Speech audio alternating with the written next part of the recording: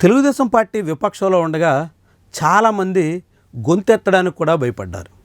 ఆనాటి ప్రభుత్వాన్ని విమర్శించేదానికి కూడా సతమతమయ్యారు.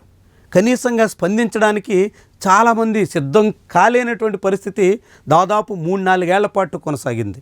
అలాంటి స్థితిలో కూడా వైఎస్ఆర్సీపీ ప్రభుత్వాన్ని, జగన్మోహన్ రెడ్డి విధానాల్ని, ఆయన తీరుని తీవ్రంగా దుయ్యపట్టడంలో కొంతమంది విశేషంగా కృషి చేశారు.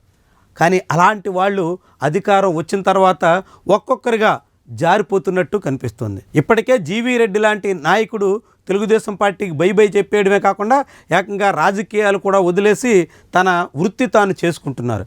ఆడిటర్గా విశేష అవగాహన కలిగినటువంటి వ్యక్తిగా జీవీ రెడ్డి మీడియా ఛానళ్ల సాక్షిగా చాలా గట్టి కృషి చేశారు.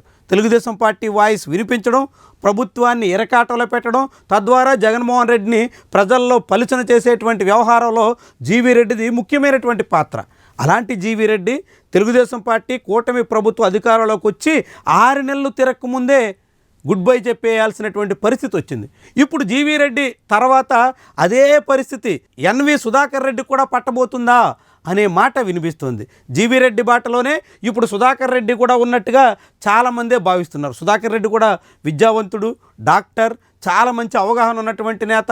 అటు మీడియా, ఇటు సోషల్ మీడియా సాక్షిగా అప్పటి ప్రభుత్వాన్ని, జగన్మోహన్ రెడ్డిని అన్నింటా ఇరుకుని పెట్టేదానికి తీవ్రంగా శ్రమించారు. ఆ క్రమంలోనే ఆయనకి అధికార ప్రతినిధి హోదా కూడా దక్కింది.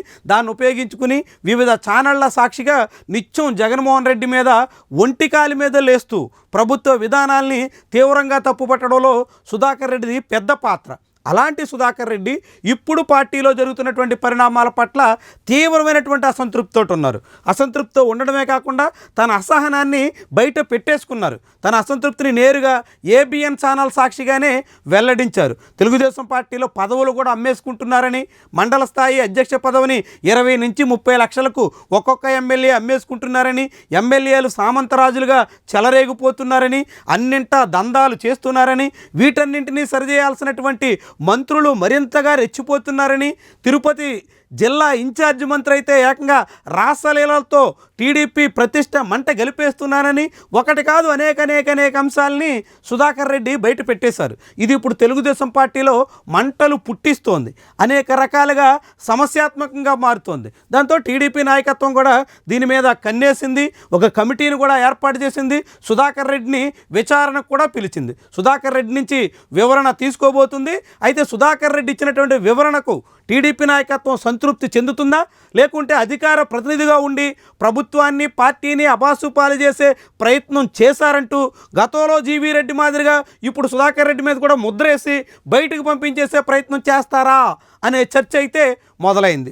ఉన్న విషయాన్ని, వాస్తవాన్ని వెల్లడించినందుకు, ఫైబర్ నెట్లో జరిగినటువంటి భాగోతాన్ని బయటపెట్టినందుకు జీవీ రెడ్డిని ఏ రీతినైతే సాగనంపేశారో ఇప్పుడు అదే రీతిన తిరుపతిలో రాష్ట్ర వ్యాప్తంగా తెలుగుదేశం పార్టీ నాయకుల్లో కొందరు సాగిస్తున్నటువంటి అక్రమాలని వెల్లడించినందుకు సుధాకర్ రెడ్డిని సాగనంపేసే ప్రయత్నం జరుగుతోంది అనే రీతిలో చాలామంది చెవులు కొరుక్కుంటున్నారు. మరి టీడీపీ నాయకత్వం ఇట్లా ఒక్కొక్కరిగా విపక్షంలో ఉండగా పార్టీకి కొమ్ము కాసినటువంటి వాళ్ళని బయటికి పంపించేస్తే ఆ తర్వాత వలస వచ్చినటువంటి నేతలతో ఎన్నాళ్ళని పార్టీని పుష్కలంగా నడపగలుగుతారు, ఏ రీతిన పార్టీని సమర్థవంతంగా ముందుకు సాగించగలుగుతారు? ఇలాంటి ప్రశ్నలు చాలామందిలో ఉదయిస్తున్నాయి. ఈ నేపథ్యంలో సుధాకర్ రెడ్డి ఎపిసోడ్ చాలా ఆసక్తికరంగా మారుతుంది.